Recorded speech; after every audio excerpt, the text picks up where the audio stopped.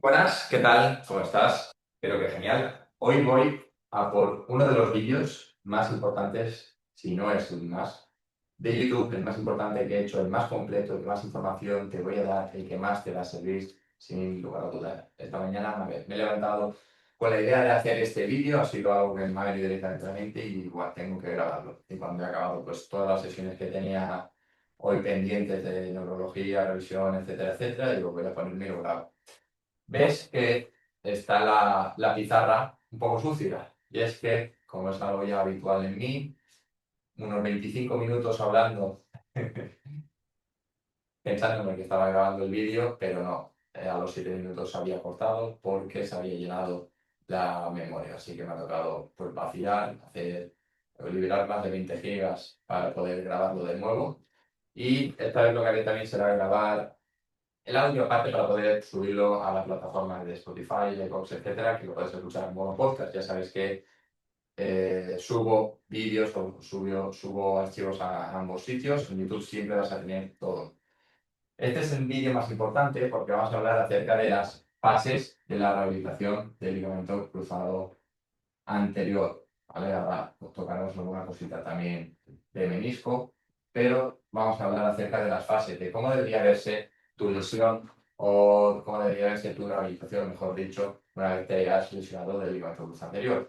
El número de fases depende siempre un poquito también de la altura al que te vayas, de la que le preguntes, etcétera. ¿Cómo lo hago yo? ¿Cómo me organizo yo con todo esto? ¿Cómo lo explico también pues, a todos los deportistas que trabajan conmigo en ese proceso de rehabilitación? Yo lo he dividido en 5 fases, pero hay condicionantes. Así que vamos a ir por partes. Primero de todo, para que haya rehabilitación, que debe haber una lesión, que es el punto desencadenante para que todo esto empiece. Llega el día de la lesión, estás jugando al fútbol, estás esquiando, esa es muy típica. Escuchas, pues normalmente un chasquido, ¿vale? Estos son los síntomas que puedes escuchar un chasquido. No siempre, pero muchas veces se escucha ese chasquido característico de que el ligamento se ha roto. ¿Cómo suele sentirse muchas veces? Como si tuvieses o como si hubiese roto un lápiz dentro de la rodilla. ¿Vale? Esto es lo que suelen comentar. Tú tienes un chasquido, a veces va acompañado de dolor, y si tienes dolor es muy probable también que tengas inflamación. ¿Vale? La rodilla característica esta de me acabo de lesionar, se me ha cortado la rodilla con un botijo, al día siguiente no puedo ni caminar, y eso sería la impotencia funcional, clásica también de la lesión de ligamento cruzado anterior. Pues aquí el chasquido, que no siempre se da, dolor, casi siempre se da, aunque hay gente que dice que no tiene, inflamación, normalmente se suele hinchar, a veces más, a veces menos, la impotencia funcional, que la musculatura pues, trabaje mejor, peor, vaya mejor o peor. Esto también dependerá un poquito de la persona, del contexto, de cómo haya sido la lesión, de toda esa base que tenga previa a todo esto. Estás lesionado, tienes todo esto, tenemos que cerciorarnos de que tienes el ligamento cruzado anterior roto. ¿Cómo podemos hacer esto? Hay varias formas. Algo que es muy probable que te hagan son los test funcionales, son los test en camilla o los test ortopédicos. Además de ver, pues, cajón anterior, pivot sheath, el Dashman, todas estas pruebas que se suelen utilizar más en el de camilla para ver si da positivo o no la lesión en el cruzado anterior. ¿Qué pasa con esto? Que hay veces que se dan falsos positivos y hay veces que salen también incluso falsos negativos. Es decir, que tú veas la rodilla estable, te digan que tienes entonces un esguince, te mandan para casa, pero tienes realmente el ligamento cruzado anterior roto y te das cuenta varias semanas después. Entonces, la única manera de saber y de diagnosticar una rotura del ligamento cruzado anterior es a través de la resonancia magnética nuclear, la RMN. Te harás la resonancia y ahí saldrá. A veces pasa también que te haces la resonancia y crees que lo que sale es cierto, y a veces incluso que los propios radiólogos también pues, se equivocan y dicen a lo mejor que es una rotura parcial cuando a lo mejor está roto completamente. Normalmente cuando es roto completo se ve, tú ves la imagen y es una rotura limpia, completa. Pero muchas veces con las parciales a veces pues hay un poco de lío, hay veces incluso que a lo mejor el menisco lo ponen y no es, o al contrario, o el ligamento lateral interno, externo, otras lesiones concomitantes que suelen pasar en la propia rodilla. Entonces, vamos a recapitular. Te lesionas, tienes todos estos síntomas que hemos estado hablando, te hacen los test ortopédicos, te hacen la resonancia para confirmar. Vale. Te confirman que tienes el ligamento cruzado roto, que es lo que hemos venido aquí a hablar hoy y a ver cómo debería verse una rehabilitación. Te dicen que tienes el cruzado roto, pues hay que tengan también los meniscos, edema óseo, etcétera, etcétera, etcétera. ¿Vale? Tenemos todo esto. LCA roto. ¿Cómo debes empezar en el momento, incluso en este momento, porque a veces que te hace la resonancia de los días, semanas y luego te dicen los resultados más tarde, en el momento te lesionas, ¿vale? Independientemente de si sabes o no sabes que tienes el cruzado roto, lo que tienes que hacer es iniciar el preoperatorio, si es que es el nombre que se le va a dar, si tienes el cruzado roto y se lo va a operar, o simplemente el hecho de devolver la normalidad y la funcionalidad a la rodilla, que sería el objetivo número uno de empezar cuanto antes, justo después de la lesión, ¿vale? Devolver la normalidad a la rodilla, ¿vale? Lesia roto, preoperatorio, normalidad a la rodilla. ¿En qué consiste el preoperatorio? Porque el preoperatorio no es hacer bicicleta, magneto y cuatro cosas pasivas que se suelen hacer muchas veces, o simplemente esperar hasta la operación, porque es algo que suele tardar varias semanas, varios meses. Tenemos que trabajar especialmente la movilidad de rodilla, ¿vale? Para recuperarlo, especialmente la extensión, esto es lo más importante. La flexión, cuanto más mejor, sí, pero la extensión. Si tienes el menisco, a lo mejor una ruptura compleja o una ruptura en asa de cubo, hay veces que no te permite conseguir la extensión completa y se queda la rodilla un poco bloqueada. Cuanto más tiempo pases en esto, pues peor para la rodilla, ¿vale? Pero todo lo que puedas conseguir de movilidad, perfecto. La extensión, la normalidad, aquí sería sobre todo, pues, disminuir ese dolor, disminuir esa inflamación, mejorar esa impotencia funcional. Eso sería la normalidad, ¿vale? Entonces, conseguimos movilidad, habrá que trabajar la fuerza sí o sí, ¿vale? Y no estamos hablando de 4 ejercicios con máquinas, o sea, con gomas. Hay que, si la rodilla lo permite y se puede, pues trabajar bien, intenso. ¿Qué hago yo con el preparatorio? ¿Cómo lo oriento yo? Primero de todo, esto que debe darse sí o sí, cuanto antes mejor, esa normalidad. Vamos a hacer uso también de herramientas como la propia neurología funcional, que ya tengo varios vídeos también hablando acerca de esto, en Instagram, en YouTube, etcétera. Pero el preparatorio lo utilizo para varias cosas. Aparte de lo que le va a venir bien a la rodilla, ¿vale? Porque cuanta mejor movilidad tengas, mucho menos te costará luego conseguirla. Cuanta más fuerza tengas, mucho menos te costará luego conseguirla. Cuantos menos déficits neuromusculares tengas, pues mucho mejor, porque luego pues no tienes que comenzar tan abajo para recuperarlos. Cuantas menos adaptaciones pierdas, pues muchísimo mejor.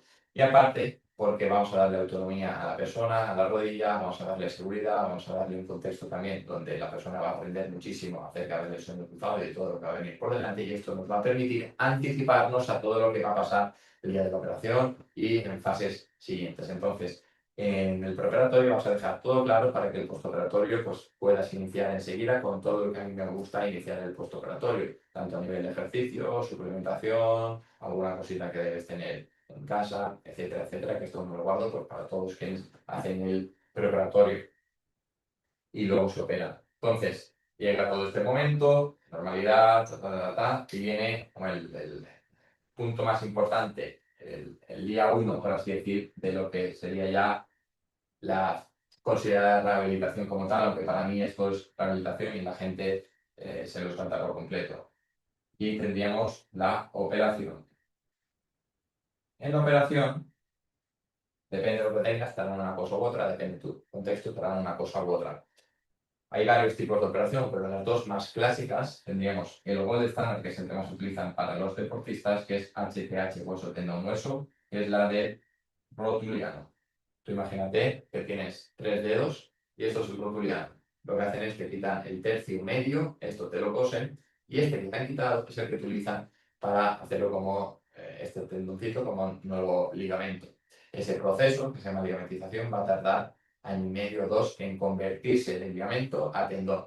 Y no os preocupéis, porque muchas veces me preguntáis, ¿y qué pasa con ese tendón que te ha quitado ese trocito? Poco a poco va volviéndose a engrosar, a crecer y conseguir de nuevo características normales, pero esto es un proceso más largo y que viene terminado por hacer todo esto bien. Tenemos el HTH, que muchas veces incluso cogen un trocito de hueso de la rótula y esto va a hacer que la osteointegración sea mucho mejor y mucho más rápida. Es decir, que en el agujero que te han hecho en el hueso, te ponen la plástica en el huesecito de la rótula y va a integrarse mucho más rápido. El riesgo de esto, como todo, tiene pros y contras. Suele ser un pelín más segura, eso dicen, o disminuye más la tasa de volver a romperse, pero tienes más riesgo, por ejemplo, de que te pueda romper la rótula o que tengas o que puedas sufrir más dolor en la cara anterior de la rodilla, que puedas sufrir tendinopatías. Además, en esa zona, muchas veces cuando cogen el hueso o ese taquito óseo, como por ahí pasa el nervio safeno, muchas veces se irrita un poquito y puede generar o causar ciertas molestias. ¿Vale? Estas son las contras del HCH. El otro que se utiliza muchísimo sería el semitendinoso y recto interno, que es pues, el que más se utiliza para población normal, convencional, que es el de isquio, que es la típica cicatriz que tenemos aquí en la tibia, que es la típica carita sonriente que se suele hacer. Si tú ya sabes de antes qué tipo de operación te van a hacer, en el preoperatorio le podemos dar más énfasis, por ejemplo, a una cosa u otra para minimizar luego esa posibilidad pues, de que vosotras esas carencias de déficits que se van a ir generando sobre el tipo de operación. ¿Hay unas operaciones? Sí. Tenemos, por ejemplo, de peroneos, que esto es algo que he visto muy pocas veces, es algo que se utiliza en China especialmente, que cogen el peroneo largo aquí por encima del tobillo y esa es la plastia. Los casos que he visto no son deportistas de élite, entonces dudo que sea algo que se debe utilizar con deportistas de élite. Las personas que he visto con esto ha sido gente normal, común de calle y que no practica tampoco demasiado deporte.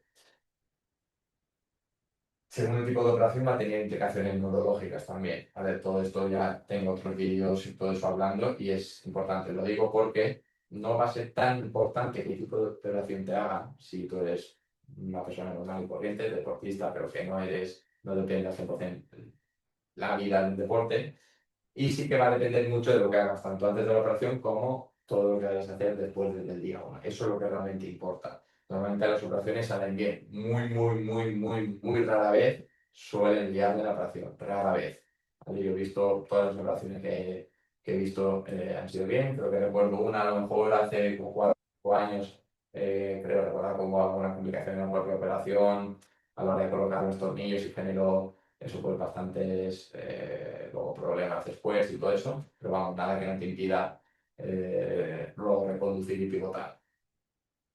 Entonces, tendríamos que saber los peroneos, tenemos también, por ejemplo, de cadáver, o sea, de muerto, no se utiliza mucho, salvo, por ejemplo, pues a lo mejor personas ya de 40 y pico, 50 años o más, que no hacen deporte, que tampoco les va la vida en ello.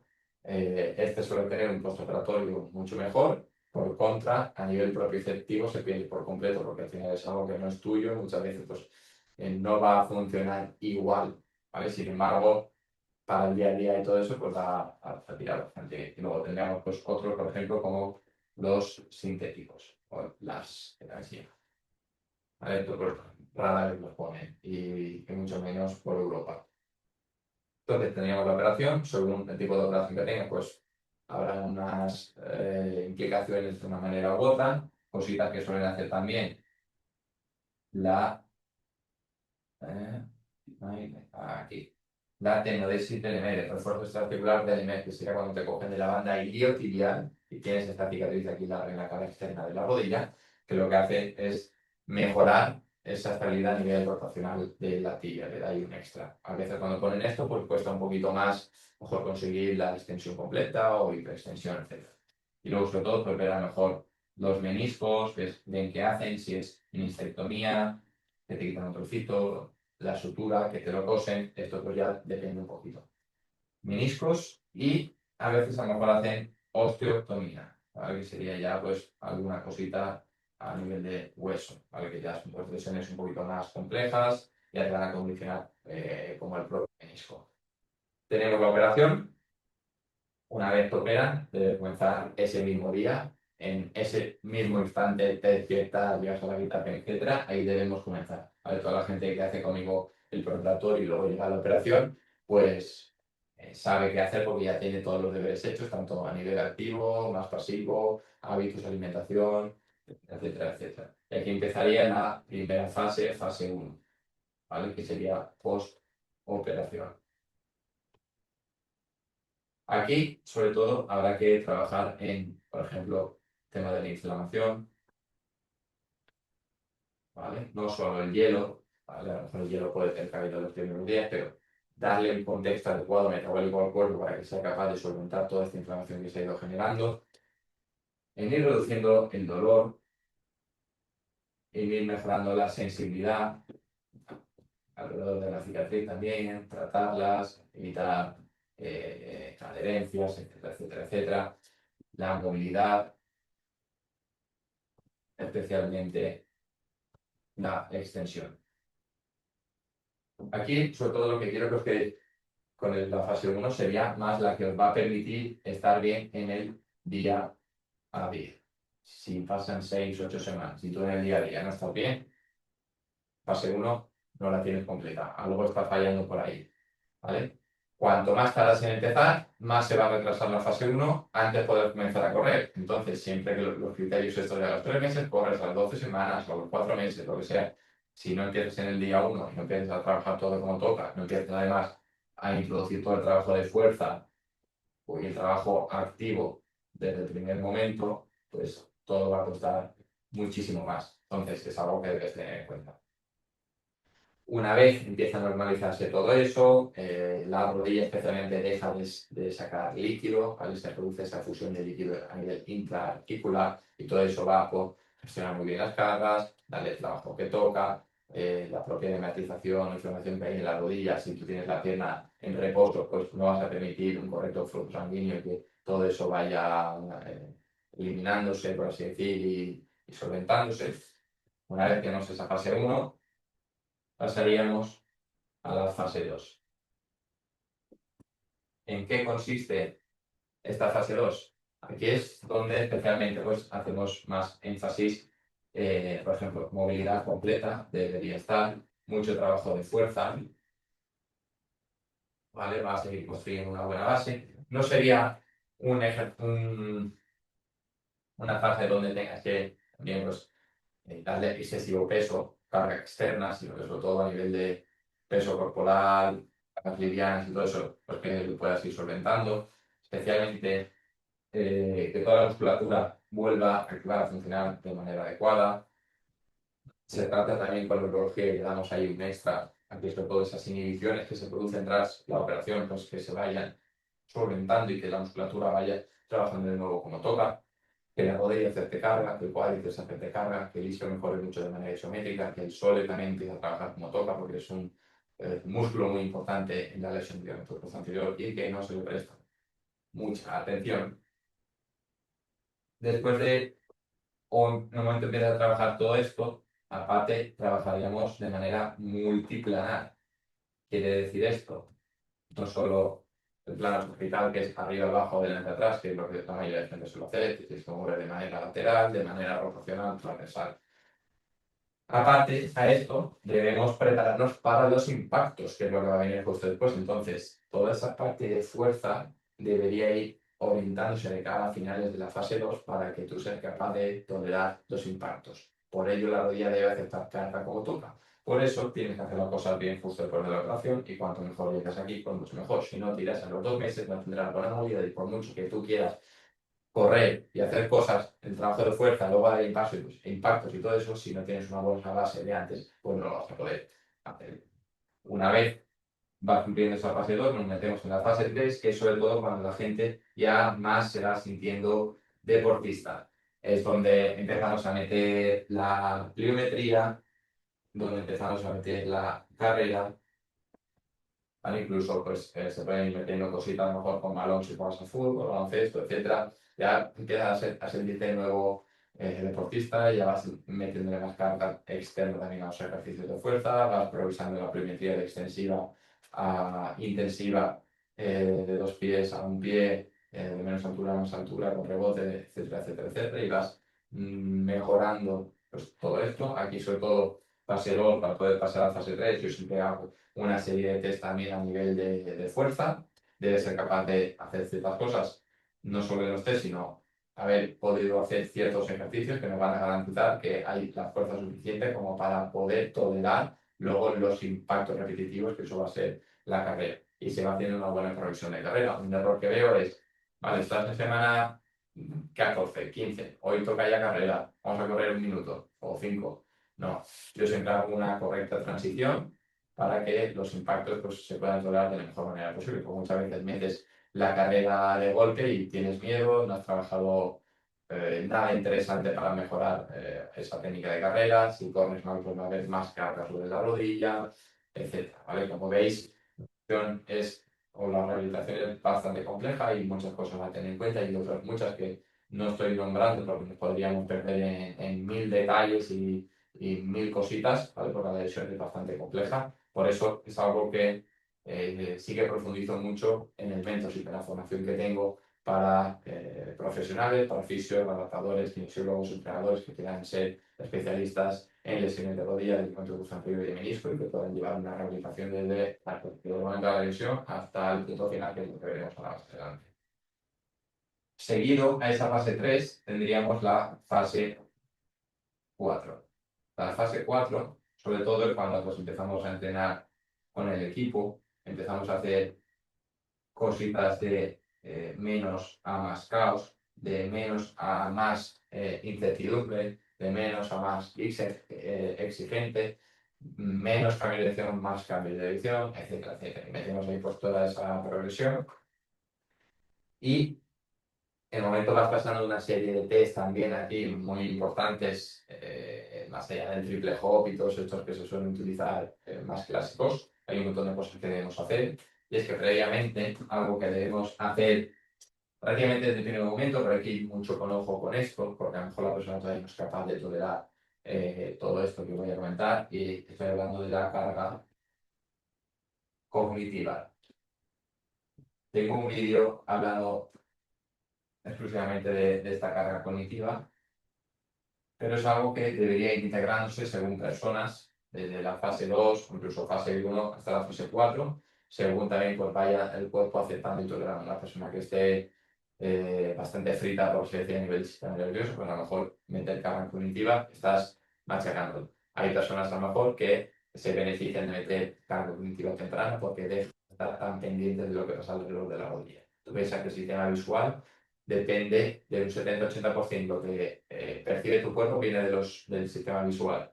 Si nos hacemos además aún más dependientes de la vista, que es algo que pasa tras la lesión del cruzado, pues es como que hay demasiado foco, hipervigilancia en la rodilla, etc. Muchas veces meter dobles tareas y todo eso pues, puede venir bastante bien. Según personas, hay veces que empiezas a meter dobles tareas, la persona no es capaz de tolerarlo y esto empieza a generarle una serie de inhibiciones y de problemas.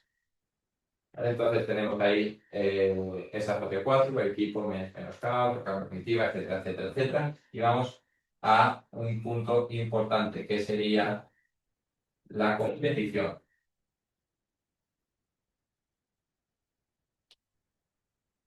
¿Vale? Vuelves a debutar, vuelves a competir. Este es el punto en el que todo el mundo quiere llegar, la competición. Se tiene que dar una serie de casuísticas, la competición es pues voy y empiezo a jugar como si no hubiese pasado nada, tienes que hacerlo de manera adecuada, haber tanto una muy buena progresión, sobre todo también en fase 4, haber hecho todas las cosas bien en fase 2, fase 3, para que luego todo con el equipo vaya bien. No es ahora una semana de entreno con el equipo y ya me pongo, igual que con el equipo no empiezas haciendo ya todo, empiezas a hacer una serie de tareas primero, luego poco a poco más, etcétera, etcétera, etcétera. Compites y empiezas a hacer una progresión a varias semanas meses en pista. No quiere decir que si juegas al fútbol, primer partido ya juegas 60 minutos o 90, sino que debe darse siempre de manera progresiva y que tú vayas ganando sobre todo confianza, que es lo más importante y lo que muchas veces falla en estos puntos. Una vez has vuelto a competir, quiere decir que ha acabado la rehabilitación. No, error, que mucha gente falla. Entonces, súper importante en este punto, fase 5. La fase 5 sería la que viene una vez has competido, la que nos va a ayudar a mantener esos niveles de fuerza, de stiffness, reactividad, de RSI, etcétera, etcétera, etcétera, todos esos valores que solemos valorar en fases más avanzadas.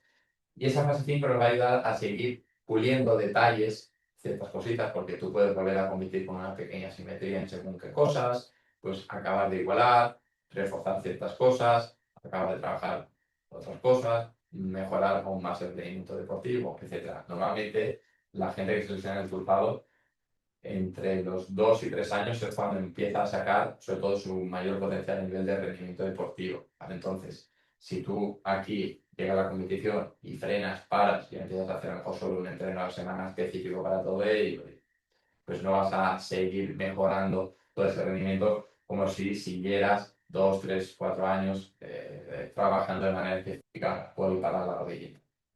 Y esto lo que nos va a hacer es reducir muchísimo la tasa de rotura, porque sabemos que alrededor de un 20-30% según el deporte, la persona vuelve a romperse el cruzado y es la misma o la pierna contraria. Entonces, muchas veces por aquí fallan cosas, pero muchas veces lo que pasa también es que la propia fase 5, esa fase final, no se hace como toca y esto es lo que provoca pues, que vuelva a haber roturas a nivel de ligamento. Entonces, creo que más o menos se ha quedado todo claro. Esto es como yo enfoco la rehabilitación desde el momento de la lesión, como comentábamos, esos test ortopédicos, la resonancia, te confirman que lo tienes roto, utilizas todo ese preparatorio, etcétera, etcétera, te operan, según la operación, pues siempre hemos explicado los pros y contras de cada cosa y qué implicaciones va a tener de cara al futuro. Empezamos a trabajar sobre todo ello en la fase 1, en el momento va mejorando todo el día a día, pues van preparando un trabajo de fuerza, etcétera, etcétera, luego los impactos, te van metiendo ya poco a poco a tareas más complejas, más caóticas, con más incertidumbre, con el equipo incluso en caso de que sea un deporte colectivo, vuelves a competir, fase 5, etc. Visto así parece fácil, ¿eh? Pero hay muchísimas cosas que hay que tener en cuenta. Por medias, yo voy metiendo siempre a nivel online la gente que vive en España, sobre todo lo que se puede beneficiar de un trabajo con neurología funcional, porque vamos metiendo sesiones de neurología funcional de manera estratégica que nos van a dar un extra, porque todas esas carencias que hay a nivel de sistema nervioso, pues con esto le podemos dar un vuelco. La propiocepción va a empeorar bastante, ¿vale? No la propiocepción entendida como equilibrio, por así decirlo, o estabilidad. La propiocepción de cómo va a trabajar toda la musculatura, de todos esos reflejos o todas esas vías reflejas que deben funcionar como toca, pues con la neurología funcional vamos a conseguir que así sea. Espero que haya quedado todo claro, que te haya gustado. Si te ha lesionado el cruzado, todo esto resuena contigo y quieres que sea yo que te ayude en tu proceso de rehabilitación, ya sea del cruzado, de menisco, de ambas, etc. Por aquí abajo, en la descripción, te voy a dejar un formulario para que me cuentes más a fondo tu caso. Entonces, yo te contacto, me comentas todo bien, lo vemos y arrancamos enseguida en este proceso de rehabilitación. ¿Cuánto tiempo duraría esto? Depende de personas, depende de deportes. Puedes competir a lo mejor a los 8, 9, 10 meses, depende del deporte, pero lo que había comentado al inicio, el proceso de ligamentización dura de 18 a 24 meses. Todo ese tiempo hay un porcentaje elevado de volver a lesionarse, donde sobre todo la mayoría de la gente se lesiona. Cada mes que pasa hasta que compites va disminuyendo la posibilidad de que te lesiones. Entonces, cuanto más alargues esto, porque todo esto va bien, mucho mejor. Pero va a llegar un punto, a lo mejor a los 11, 12, 13 meses, que si todo esto está genial, también aguantar 2 meses más que menos, tampoco va a cambiarte mucho la vida. Así que espero que te haya gustado, dale like, comparte porque me ayudas un montón y así este mensaje llegará a muchísima más gente y dejamos de fiarnos de información un poco, muchas veces nos genera pues, un poquito de confusión, de ya no sabemos qué hacer, nos hacen muy dependientes a lo mejor de máquinas, de tener que estar encima de alguien, etcétera. Todo esto a nivel online. La neurología es lo único que meto a nivel presencial y hay más de un 50% de los que trabajan conmigo que al final no hacen neurología funcional porque yo vivo en una zona de España que a lo mejor otros viven justo en otro extremo y vivimos a 8 horas, 9, 10, 11 en coche y pues se complica un poco a no ser que por razones de la vida pues podamos coincidir. Pero todos los que hacen neurología flipan, les encanta y notan una mejoría en el mismo momento. Muchas gracias por haber llegado hasta aquí. Nos vemos en el próximo vídeo.